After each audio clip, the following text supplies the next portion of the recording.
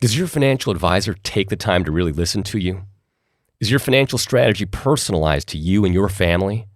Will your financial advisor be there as your life and financial situation change?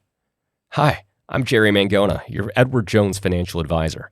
I live here in Corktown, just a few blocks from the Daily Detroit studios, and when we work together, we'll focus on what's important to you. We'll use an established process to create a personalized financial strategy backed by the advice, tools, and resources to help you reach your goals. And we'll partner together to help your strategy stay on track. Contact me toll-free today at 866-975-8655. Again, that's 866-975-8655. Edward Jones, member SIPC.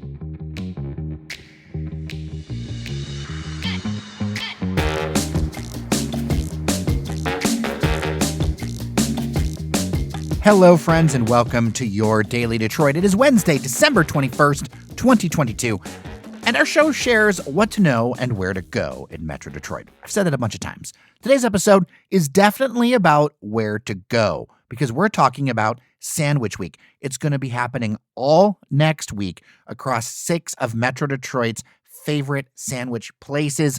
The organizer, Carlos Parisi, is joining me to get into it and to talk about what are the qualities that make a great sandwich.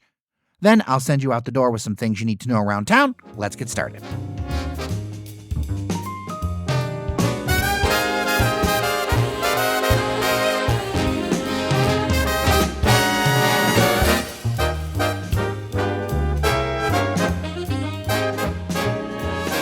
Joining me on the line virtually, Carlos Parisi. He is the chief cook and bottle washer of Aunt Nee's. But today, we're talking about sandwiches. And Carlos, it has been a long time that I've wanted to catch up with you because if there is a pop-up or a thing at Easter Market or whatever, like, one cannot miss you. And I know you've been doing it for a long time in the city. Yeah. I would say that food in the city of Detroit has been kind of my passion for the last 10 plus years. I started doing Aunt Nee's 13 years ago. And it was really just kind of something that we started doing to see if it would work to support our families. My old business partner's family was Aunt Nee. She's the one that started doing this as a hobby. And then when her husband lost his job and my mom also lost her job in the recession, it was kind of time for us to say, let's get moving on a project. Let's see if we can build out this company and make it real. And we were able to then save our families because of it. And I think that was really the start to being heavily involved, at least at Eastern Market, but then also a lot of other things here in the city. Proud to say we started doing pop-ups over 10 years ago with High Five Taco and a couple of other things that we were able to do. I had done nacho pop-ups and collaborative pop-ups with a lot of different people, like, when Street Beat first got started out, or, one of my good friends, Esteban, Esto's Garage, doing fun, like, repetitive pop-ups. And then from that point on, just kind of getting more and more involved in whatever it was that I honestly just wanted to do. Like, our city is beautiful because it gives you a creative outlet. It gives you the opportunity to say, if I want to do something and I have the passion for this thing, you find support. Everybody here sees your passion and they are the driving force behind you to help you along the way. And I think that Sandwich Week and what we're talking about today is really it's one of those amazing things that I've been honored to do. And it started in corporate life. It started 10 years ago. Yeah, I can't imagine you in corporate life, but we've both done tours of duty there, right? Yeah.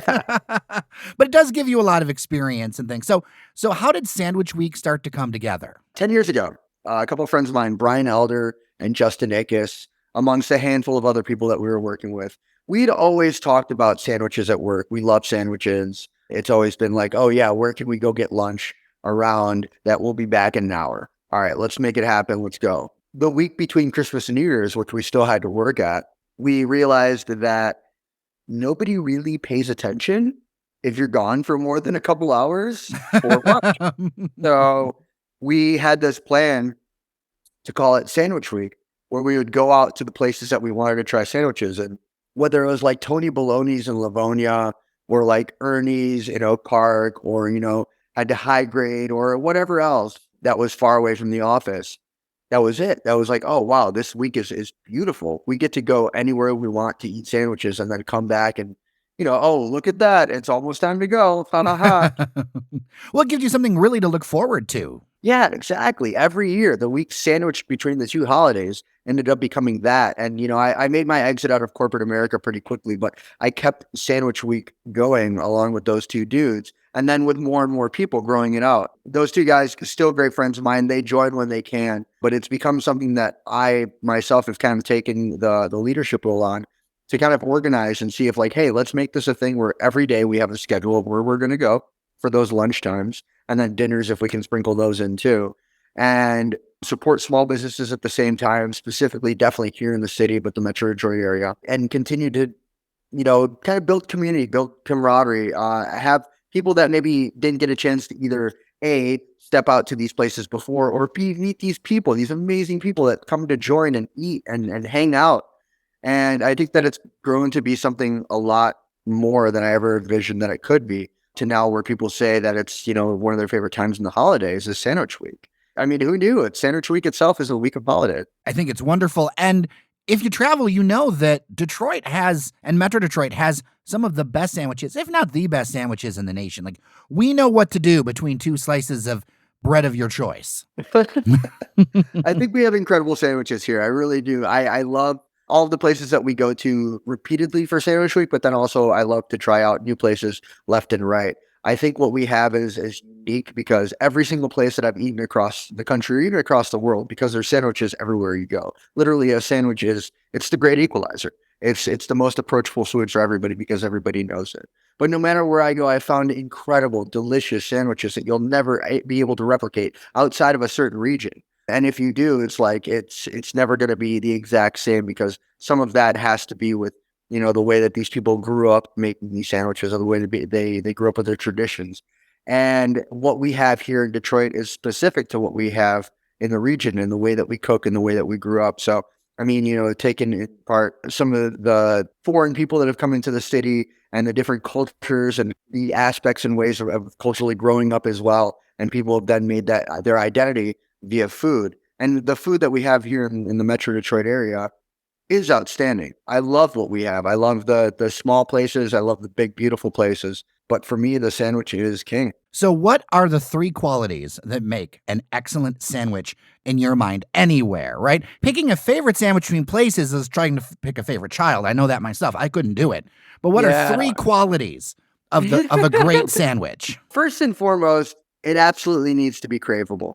It needs to be something that you think about, that you, at the end of the sandwich, even though you might be full, you'd still think about that sandwich.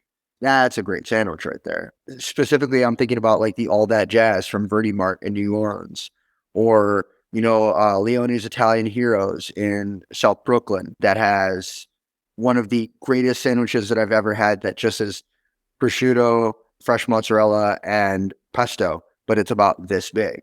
Like these are sandwiches that they're memorable. They're tattooed in my mind of something that I can envision the bite. And I think that that's the quality of a really good sandwich. Second thing is it needs to fill you up.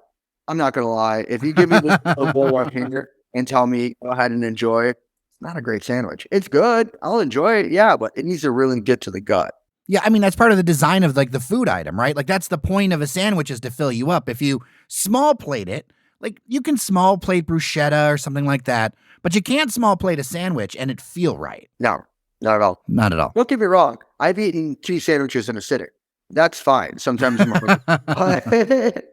But when it comes down to it, a sandwich should be filling. And then let me think about the third one. I guess it has to be the sum of the ingredients has to be greater than each individual ingredient, I think. And that's up for debate, right? This is something that we've talked about several times on my podcast, Sandwich Talk, which is a sandwich podcast. We just talk about sandwiches. We eat sandwiches. We talk about sandwiches. Go figure. I like straightforward names. Sandwich Talk, Daily Detroit, right? It tells you what it is on the tin. I appreciate that. Sandwich Talk, you know what you're signing up for. Exactly. Yeah. And I mean, if we were to talk about politics all day, then you'd be like, wow, I'm getting lied to. But no, we talk about sandwiches. And in that show, we've talked about how, the bread needs to be fantastic, of course, but the meat or the vegetables, whatever's inside of it, your sauces, whether it's a mayo or pesto, whatever it is, each one of those ingredients, of course, you want them to be all well put together. You want them all to be quality ingredients.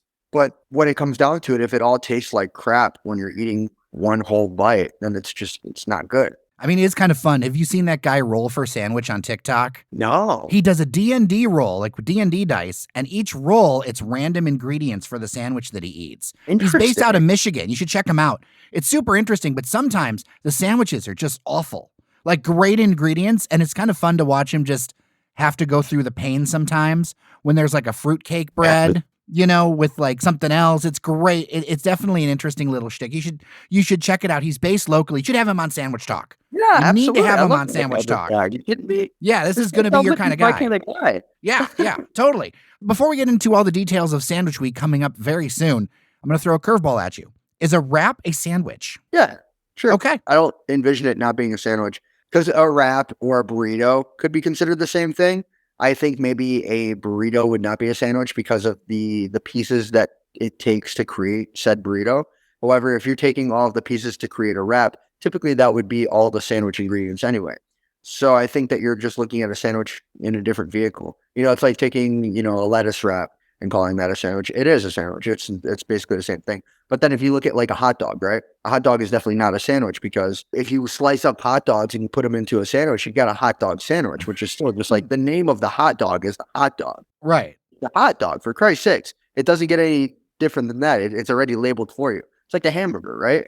A hamburger sandwich. All of us in our 20s have taken that piece of bread and put it on a hot dog and a pinch. You know what I mean? I haven't done it since I was like 23, but I've done it. I fully admit to it. It's not good, but I've done it. Oh, I've done it. Yeah, when you microwave a hot dog in a slice of white bread when you're 21 and you're just after a long night in college. Mm-hmm. Yep.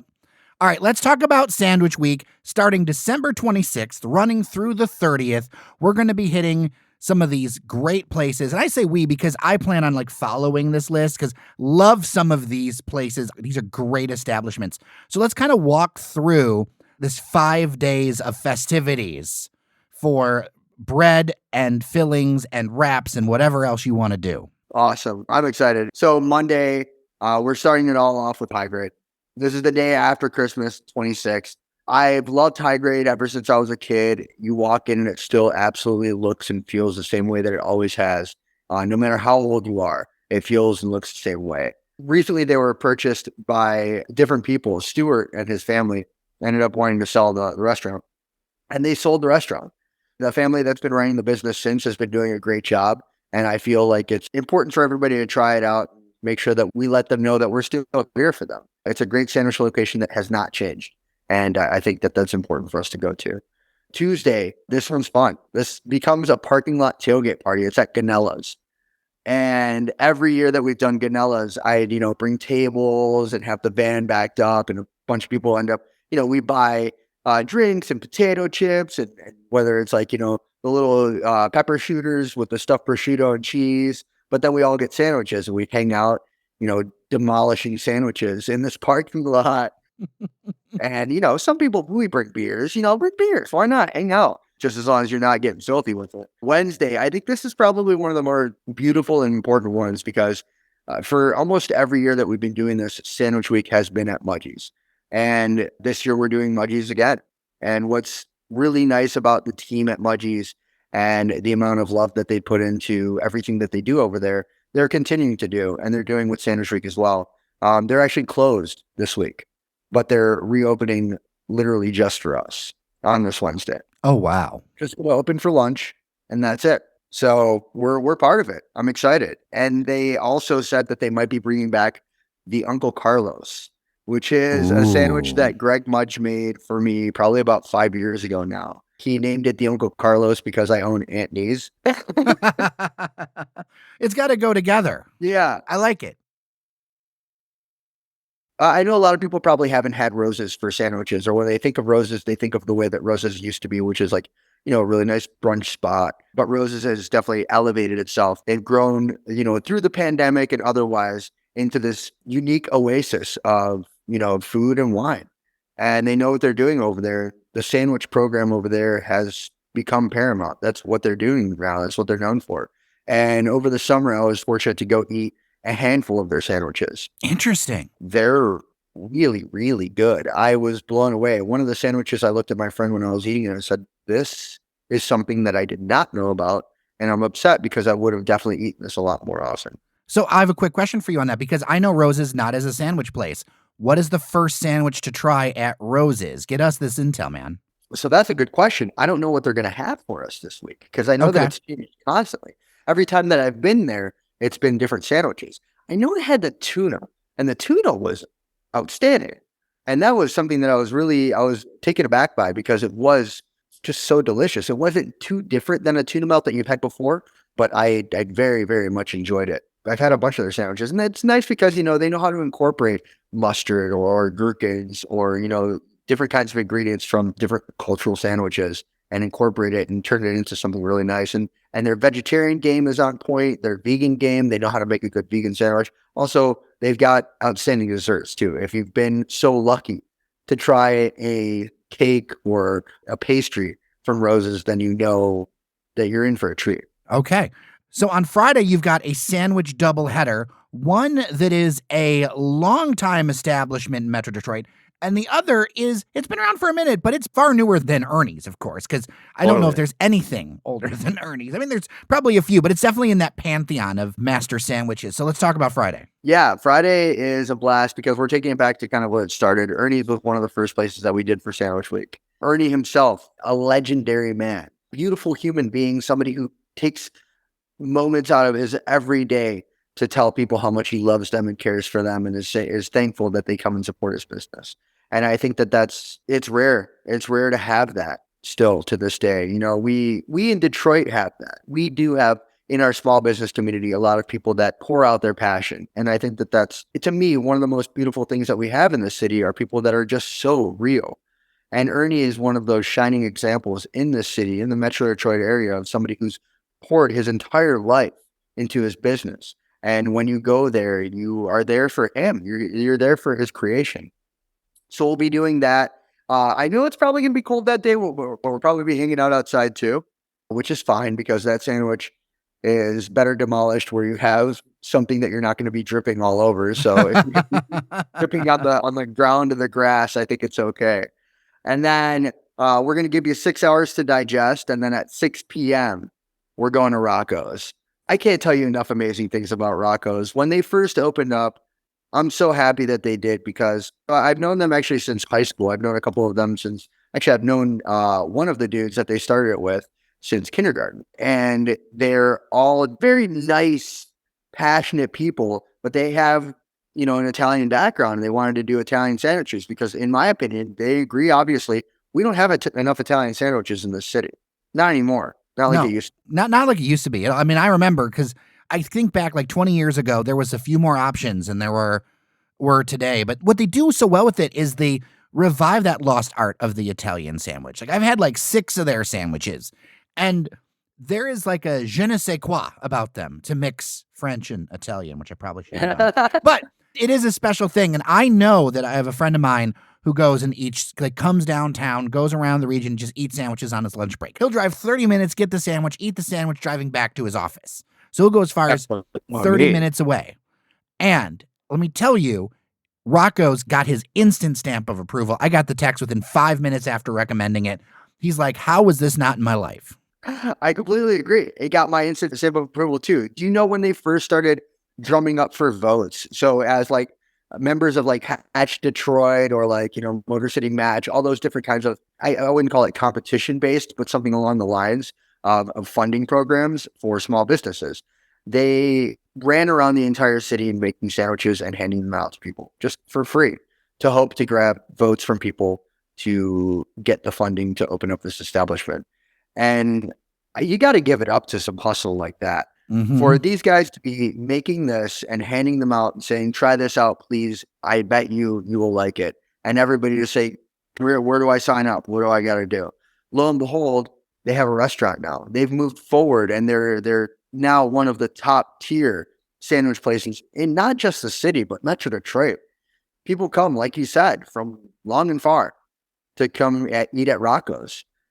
All of their sandwiches are great. I've had the pleasure to eat so many of their different sandwiches. And on top of that, they've got their pasta salad and any pasta. Their cannoli is decadent, luscious. all of their desserts, and their meat too. If you just want to go get some prosciutto or some capicola, some gabagool, if you will, Hmm. and some good Italian wine or just Italian groceries, which is another thing that we don't necessarily have in the city anymore. Is just a small Italian grocer, which we used to. Yeah, I'm going to use them actually to pick up some prosciutto because I use that when I make beef Wellington. When am I coming over? Let me tell you, between me and Engineer Randy, we eat well at Daily Detroit.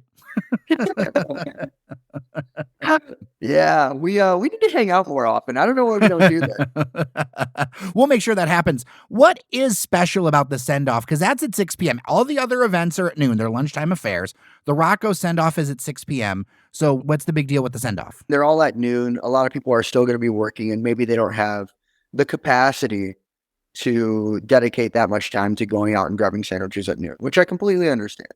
So this is going to be more open to everybody to come one, come all, hang out, feel a little less rushed if you did need to get back to work because it's Friday night. It's specifically Friday night before another holiday, which is really nice because everybody just gets to relax a little bit more. I don't know anybody who's working on New Year's Eve. Well, I mean, I know a lot of people who have to work on New Year's Eve, but the pressure isn't necessarily there to go back to an office, let's say. So that's one of the most important parts to me. But also what we're doing is I'd like to, just kind of let everybody know, thank you. Thank you for being a part of this. I'm definitely going to be speaking to everybody and hanging out, but it's really beautiful that we as a small town can participate with each other and work with each other on building up something so beautiful. And that's the second thing that's probably one of the more important things is just giving thanks to everybody around us. But a couple other things that are super important to this. This year we got sponsored by Loom Cannabis. Really cool people through friends. I'm not sure if you're familiar with Ferndale Stockpot, Ian and Courtney. Ian works with Loom. And he had been speaking with them and letting them know that this is a really fun holiday that started. And Loom was 100% on board. They said, this is absolutely something that we want to be a part of because it aligns with their brand too. It definitely aligns with what they're doing. And they're going to be giving away some fun party favors there and allowing everybody to let them know that Loom is, while not currently in the city for sale, they're available for every Detroiter, whether it's for delivery or you can hang out there. We have punch cards for everybody too. So if you then go to every different sandwich spot, each punch gets you something different. And then if you collect all 5 punches, you get more stuff at Loom, which is really cool. Very cool. Very cool. And they were able to also help out with something new this year that we've never been able to do before, which is merch. Exclusively, I'm telling you for the first time, we got sweatshirts. Oh, really? All right. All right. So we're going to be selling some sweatshirts. Let me tell listeners, it's got all the places you're going to go to. It's got that iconic sandwich graphic. Like, if you love things between 2 pieces of bread or a wrap, this is great. Now, this is fun. Like, this is a fun shirt. I appreciate that. So a long time ago, I took a picture when I was, I think, 9 or 10 of me holding a sandwich in a sandwich bag. I love that picture. It's a fun picture of me holding up a sandwich bag with the sandwich in it. And that became the inspiration of the front logo, which is a sandwich holding a sandwich bag. And I'm very proud to say that we collaborated with not just Loom on that, but also a very extremely talented artist here that we have in our city, a good friend of mine, Shingo. I'm not sure if you're familiar with him and the incredible work that he's done over the years, whether it's with his gallery, Hard Gallery, or any of the collaborative work that he's done with so many of the best artists that we have coming out of the city. But then also the murals that he's done personally or the different works of art that he's done himself. Him and his family are great friends of mine, and he's been nothing but supportive to me and my friends and what I've been doing. And he wanted to take in part of what we've been doing for Sandwich Week and was able to help do the design work for not just the flyer, but also that sweatshirt. That's super awesome. I love all the local connections. Detroit is the biggest small town you'll ever meet. That's just a fact. All right, people want to sign up. People want to know more. Where can they go? Legit. It's just follow us along. You can go to my Instagram, which is at Carlos_Parisi, Parisi. It's like the city Paris with an I at the end. And follow along and just get more updates. Worst case scenario, a place has to close down. We'll tell you what the backup plan is. But for the most part, everything is on the flyer. So you can go there. Very first image that you'll see on my Instagram right now is that flyer of the schedule. And aside from that, if you want a punch card, let me know. We'll figure out a way to connect, or just come to the first Sandwich Week event and I'll have a punch card there for you. I passed out a bunch at Eastern Market this weekend, along with some other flyers. So if you or anybody else out there wants a couple of extra flyers, punch cards, hit me up on Instagram, send me a message. Be happy to help out. Aside from that, also the team over at Loom Cannabis is helping out, getting us some of the information as well. So if you do reach out to them, they can shoot me over a message as well. Awesome. Carlos Parisi, I'm so glad to finally connect. Welcome to your first time on Daily Detroit. I hope it's not your last. I agree. Thank you very much for having me on the show, and I look forward to hanging out with you more often.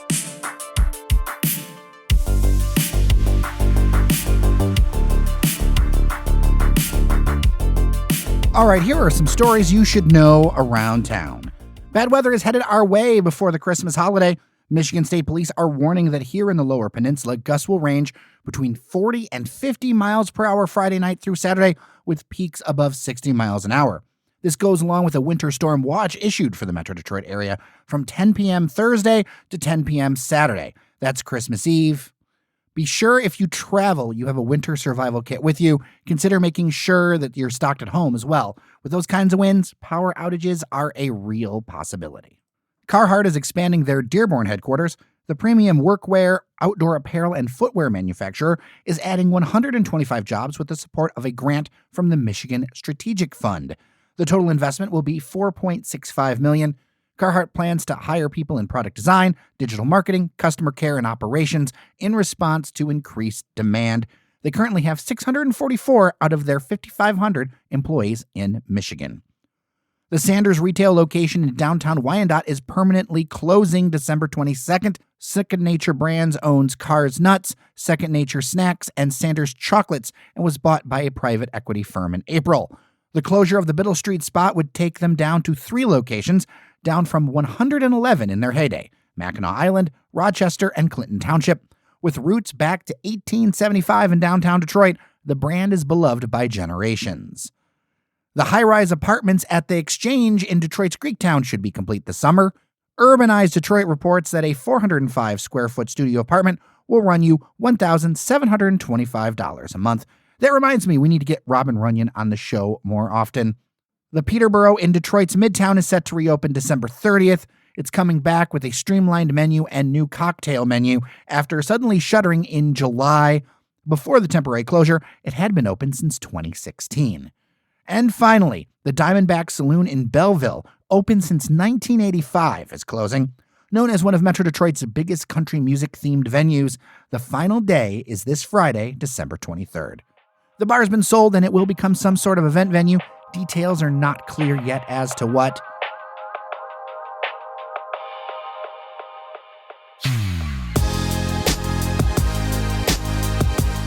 In coming attractions, Devin O'Reilly will join me for a Friday show to get us in the holiday spirit and talk about all the things happening around town.